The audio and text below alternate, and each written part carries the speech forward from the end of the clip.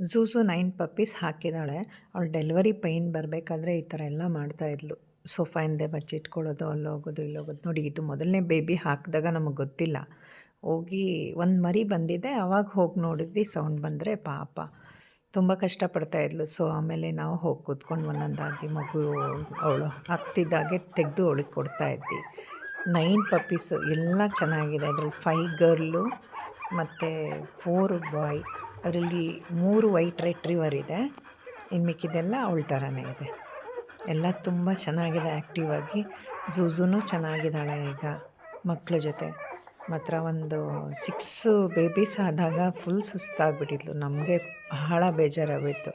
ಅವಳ ಹತ್ರನೇ ಬಿಡ್ತಾಯಿದ್ದೆ ಒಂದು 2 ಬೇಬೀಸ್ ಅಂತೂ. ಅವಳು ಹೋಗಿ ಅದು ಹತ್ರ ಅವಳ ಮುಖ ಮುಟ್ಟಿದ್ರೆ ಸಾಕು ನಾರ್ಮಲಾಗಿ ಹೋಗ್ತಿದ್ಲು. ಒಟ್ಟಿನಲ್ಲಿ ಇಬ್ಬರು ಈಗ ಸೇಫ್ ಆಗಿದ್ದಾರೆ, ಅದೇ ಖುಷಿ ನಮಗೆ.